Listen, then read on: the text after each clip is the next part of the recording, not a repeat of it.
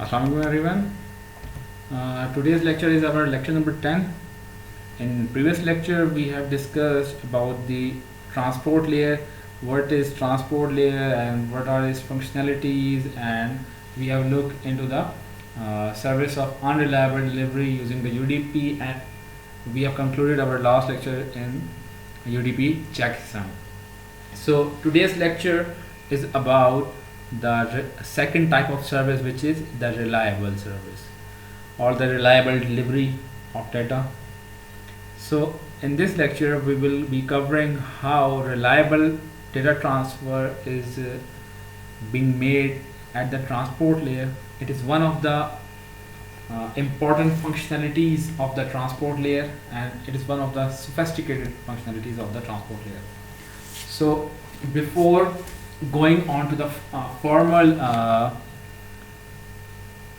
detail of TCP, we will be looking how the reliable data transfer service is used in TCP, because this is appropriate since the problem of implementing the reliable data transfer occurs not only at the transport layer but at the link layer, data link layer, and the application layer as well. So this general problem is of central importance to networking, and indeed it is one of the, if one have to identify top 10 problems of on the topic of networking, then it will certainly make up to the top 10 problems of the list.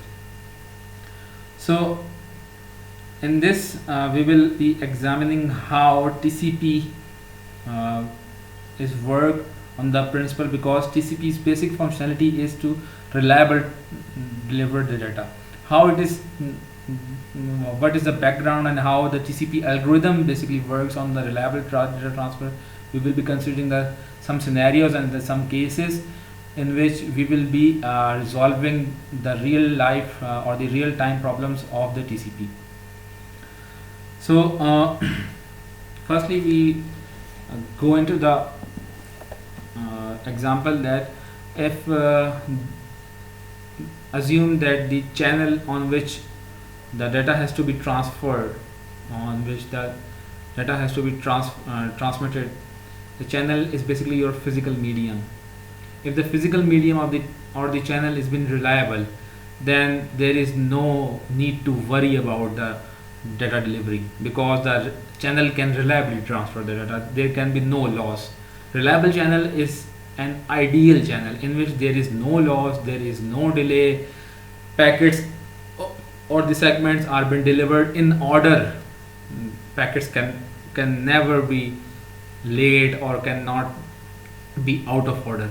So if the channel has been reliable, then there is no need to worry. But this is not our ideal case in the network, or this is not our real life case or the real time case in the network. This is actually not happening. If the channel is being reliable, then there is no need to worry about the service, but in reality it isn't. So the channel is unreliable. So what we have to do here, if the channel has been reliable, then transport layer protocol has no issue with it, and there is no need for transport layer protocol. But the channel is unreliable in our case, in our real life scenario. So what we have to do here is to create a transport mechanism at the transport layer so that the data has to be reliably transferred. So how it has been done? Okay. Firstly, the data is being received from the application layer. Here's the data. Then we will use the function of reliable data transfer send at the sending side, and here will be the sending side protocol will be working, and then it will be sent onto the unreliable channel, and packets or the segments are being made. So segmentization or the packetization is being made in this protocol as well. So at the receiving end, the reliable data transfer has been received, and the reliable data transfer protocol starts working on the mechanism. Here will be the working. We will discuss how reliable data transfer protocol works at the sending side and the receiving side, and how to deliver the data reliably from sender to the destination. So let's get started with it.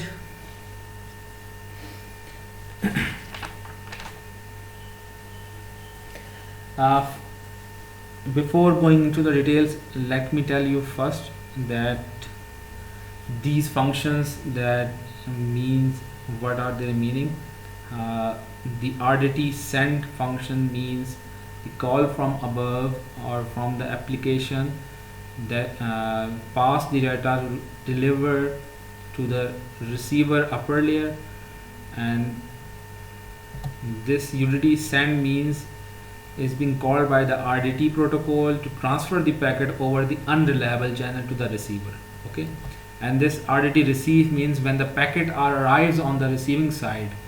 Okay, and this RDT deliver data, basically deliver is being called by the RDT and is to deliver the data to the upper layer of the communication model. So how this scenario, how this RDT protocol works, basically we will be discussing about these ends, how these entities, the receiving entity and the sending entity, how these work on the RDT principle.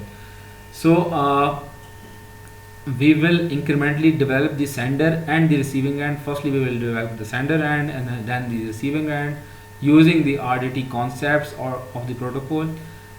In this case we will be considering unidirectional data transfer. That means first sending has to be done and then receiving will be made. So in this case we will be assuming a unidirectional data. It cannot be transferred simultaneously. So in this case firstly we will begin using the unidirectional data transfer. But the control information will be transferred on the both directions. So for further to further elaborate how RDT protocol work, we will be using the finite state machine model to specify the sender and the receiver, how the sender is being worked. Because if finite state machines are being developed, that means it can have an algorithm and it can have a program. So I assume that you all have the concepts of automata in your mind, but in case you don't have, I revise you that in finite state machines there are states which are basically transit whenever an event is occur, and against an event an action has to be taken place. So the transition from state 1 to state 2 will have to be caused by an event, and at that event an action has to be taken place. So a state is basically uniquely determined by the next event. So in this case assume state 1 is your initial state and state 2 is your final state. Then an event has to cause the transition from state 1 to state 2, and at this transition an action has to be taken place. So this is basically the basics of finite state machine. So firstly we will assume the RDT 1.0 version. In this 1.10 version the channel is being perfectly reliable. So it means there are no bit errors, packets are not being lost.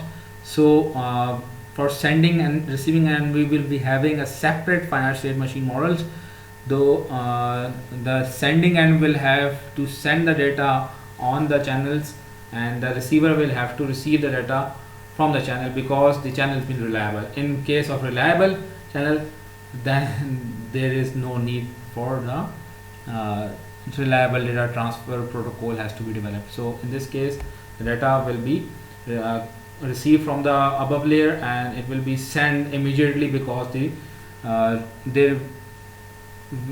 data is being passed on to the reliable channel. So in this case the receiver will receive the data and extract the packets, but it's not our ideal case. So assume how, if you are talking with your friend, how you recover from the lost segments means, if your friend is talking to you and during your talk you missed or you didn't hear some of his words, so what will you do? You say to him that kindly repeat the word what you have said. So it will basically retransmit the error or the lost segment, and you will receive the missing part.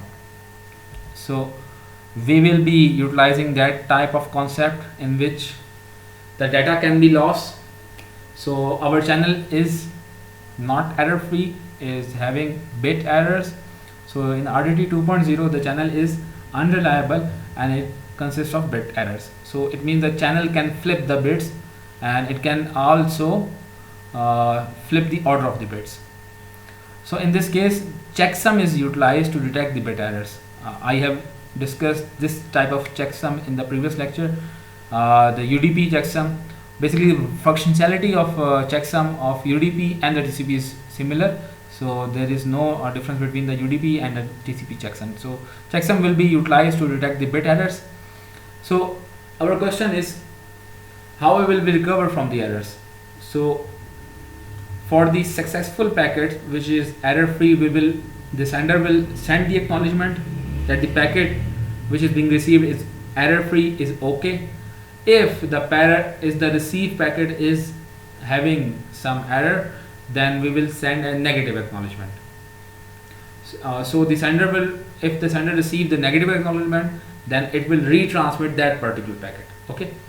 So there is new mechanism in RDT 2.0, which means error detection and then feedback, or the control mechanism means the acknowledgement or the negative acknowledgement from the sender to the receiver, and then we will be having a action on the basis of the received packet from the receiver and to the sender.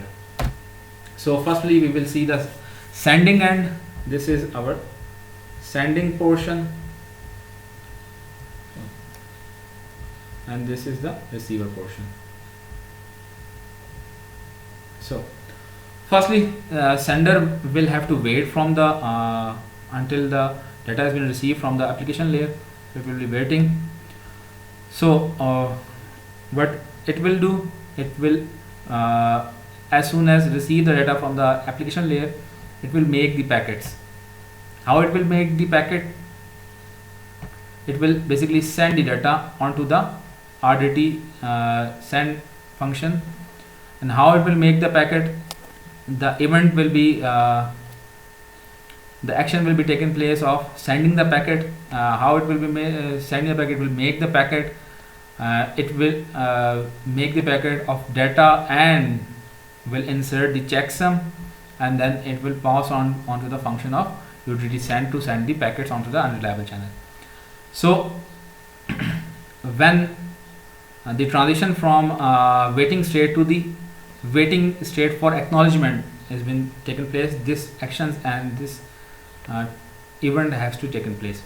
So when sender has sent the packet, what it will do, it will wait for the acknowledgement or for the negative acknowledgement. So in case the acknowledgement is been received, it means the received packet is containing acknowledgement. It means there is no need for the action.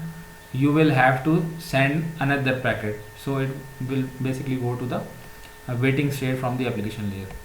And if the packet has been received and is corrupted, it basically is containing the negative acknowledgement, then it means you have to send the current packet. So it will resend the current packet. So this action will be taken place at the sending end. So at the receiving end, what receiving end will be doing? It will be waiting from the it will be waiting from the packet to receive. If the received packets is corrupted, basically how it will check the corrupt or non-corrupted packet using the receive checksum and the transmitted checksum. If the received packet are corrupted, then it will send negative acknowledgement. If the received packet is not corrupted, then extract the received packet from the data, and then extract the data from the received packet, and then deliver the data to the application layer and send the acknowledgement for it. So how it will operate? Let's see the operation. In case of there is no error, so both will be waiting. So the data is being received. So these type of events and action will be taking place at the sender, and then it will send the packet. If the packet is error free, then it will send the acknowledgement, and when the acknowledgement is being received, so it will move on to the next state and will send the next packet. So if in case of error based scenario, let's see what will happen. It will send the packet, and the packet is error, is having some type of checksum error. So it will send the negative acknowledgement. As soon as the negative acknowledgement is received, so it will retransmit the current packet. So if the current packet is received and it is containing no error, it is error free, then it will send the acknowledgement, and as soon as the acknowledgement is received, it will move on to send the next packet. So what are the flaw in RDT 2.0? There is a serious flaw in RDT 2.0. What happens if the acknowledgement or the negative acknowledgement which are you sending at, which is basically sent by the receiver, is corrupted, because sender doesn't know what happened at the receiver end. So it just can't retransmit the packet. It will cause the possible duplicate, because the packet has been received but the acknowledgement has been corrupted. So it will receive a negative acknowledgement. So it will retransmit the packet, but the packet has been successfully received by the receiver. So it will cause a duplicate of packetization of packets at the receiving end. How will it handle duplicate? The receiver will basically receive the duplicate packet and will discard the duplicate packet. So packet has been lost again. So here what the sender, the RDT protocol has to be modified. So in this case we will use the stop and wait. So the sender has sent one packet and the receiver will wait for the response. Okay. So in order to handle how if the acknowledgement which has been received by the sender is corrupted, how to check it, these type of modifications are made at the sender and the receiver end. Let's see what are the modifications. So basically it will send one packet for call for 0, wait for the acknowledgement or the negative amount for 0, and then send the next packet 1, and then wait for the negative or positive acknowledgement of the 1. So first event will be make the packet and assign packet number, data and checksum, and send the packet, and wait for packet 0 until if the packet has been received, the received packet is corrupted or the acknowledgement has been received. So the difference here is that if the received acknowledgement is corrupted, check for the received acknowledgement as well. So if the received acknowledgement is corrupted or negative acknowledgement is received, then you have to retransmit the packet. But if the received acknowledgement is not corrupted and it is positive acknowledgement, then there is no need for the action and send the next packet. So these type of events will be, and these type of states. So there will be 4 states in this RDT 2.1. So what will receiver will do? Receiver will wait for packet 0 and it will check the received packet. It is not corrupted, it has sequence number 0. So check for the correct sequence as well. Then extract the packet, deliver the data, send the packet, send the acknowledgement and the checksum for the checking of mechanism for the acknowledgement at the rendering end, and then move on to make this next packet. If the received packet is corrupted, then make the negative acknowledgement and the checksum and send the packet. Or if the received packet is not corrupted but it has sequence number 1, it means it is out of order, then it will have to resend the acknowledgement of the 0, that I want the 0 acknowledgement. Okay, I want the 0 packet. So these type of events will be occurring at the 2.1 receiver. Let's see how 2.1 will address some of the issues which are highlighted in 2.0. So in sender, what are the modifications? We have added the sequence number to each packet. So we have added basically 2 numbers, sequence number 0 and 1. Are they sufficient? I guess they are not sufficient, but for our simplicity, for now, they are more than enough. Because if we are making the 100 of the packets here, then it cannot be illustrated in this slides as well. So for today's discussion, they are sufficient here. But at the sending end, we must check if the receive acknowledgement is corrupted or not. So there are as many as 2 times states whether to remember the order and to expected sequence number as well. And at the sending end, we are expecting to receive the correct sequence number and the corrected packet as well. If any of these are violated, then it will have to retransmit the packet. So what is issue with 2.1 is that we are sending positive and negative acknowledgement. There are too many of acknowledgements are being sent. So instead of sending the negative acknowledgement, receiver must explicitly include a sequence number. It will reduce the acknowledgement. Number of packets are being transmitted, and the network have to be significantly reduced. So the negative acknowledgement free packet, well, what it will have some type of modification at the sender end. The sending end will have to wait for the correct acknowledgement and the not corrupted packet. If the receive acknowledgement is of 0 and the packet is not corrupted, then it will move on to make the next packet. If the acknowledgement of 1 is being received or the packet is corrupted, then it will resend the packet. Simple as that. And the states are being and the transitions or the events are being reduced. So these type of events will be taken place at the receiving as well. So assume now there are some flaws in 2.2 as well. Now assume a scenario where channel is having errors and loss as well.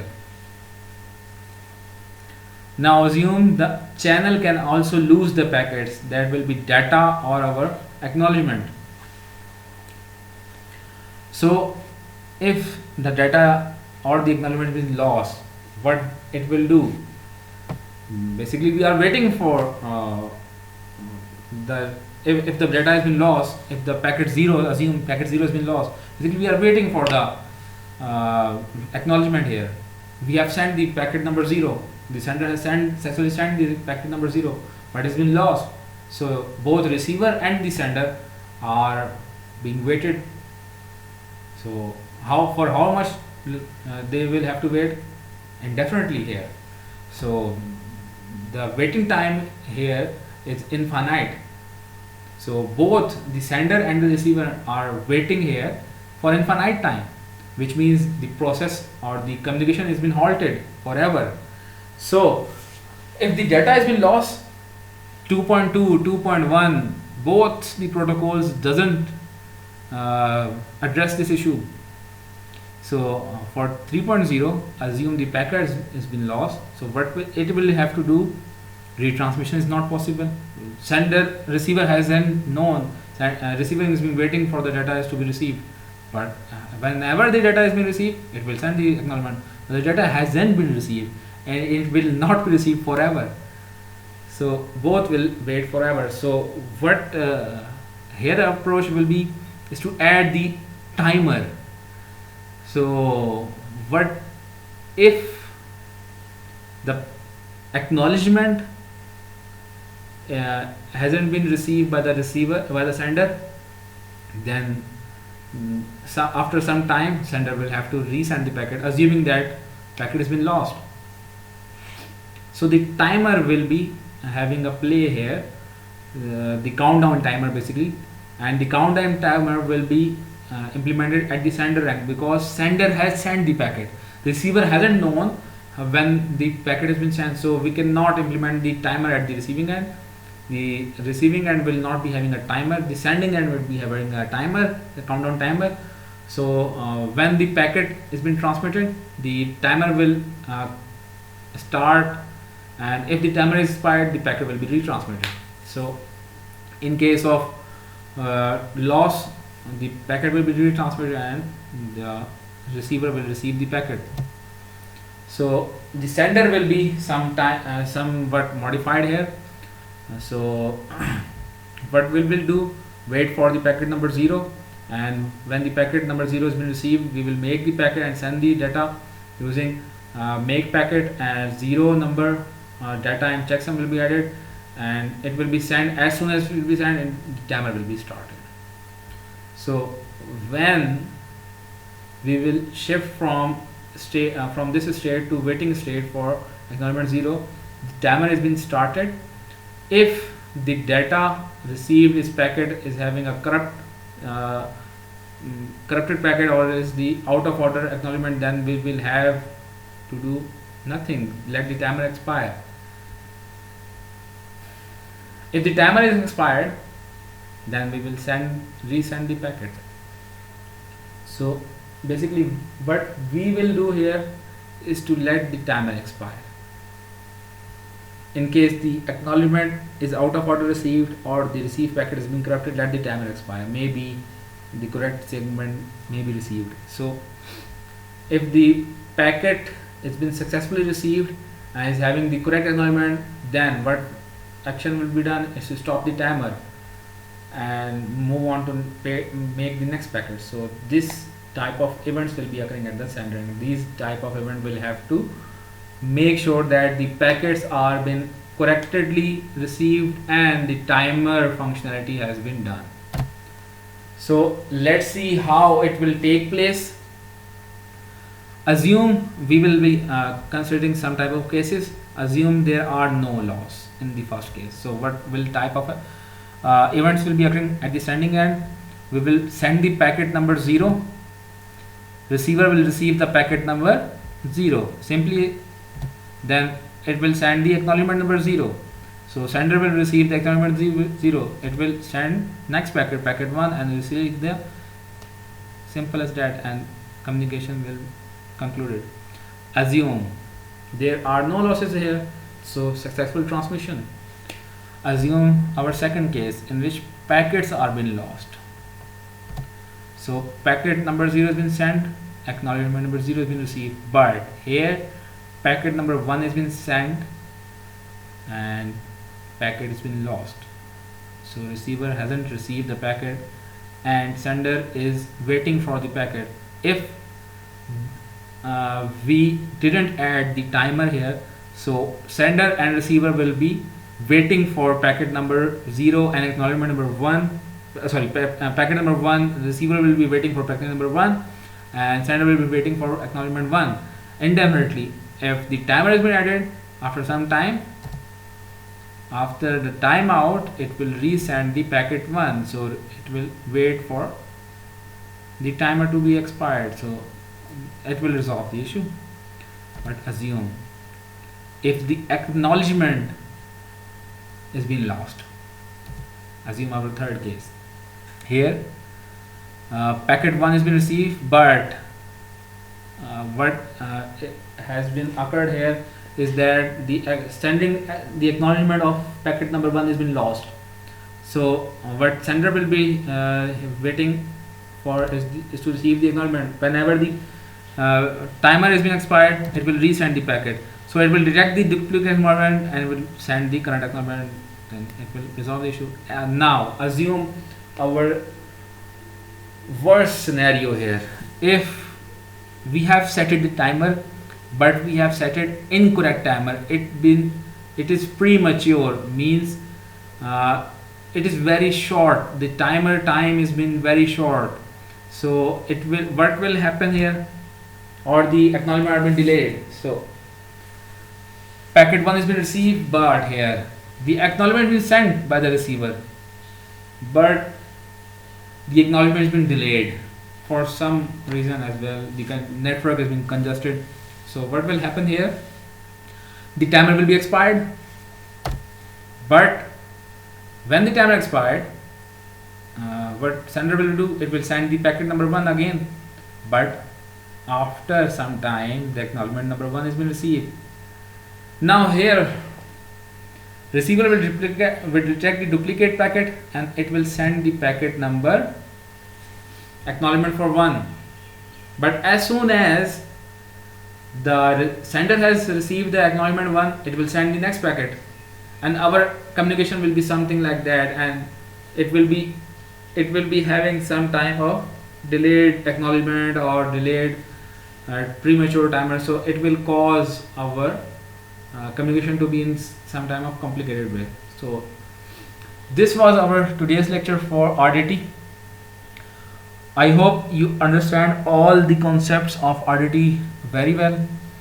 These concepts will be implemented in our transport layer protocol for reliable delivery of which is TCP.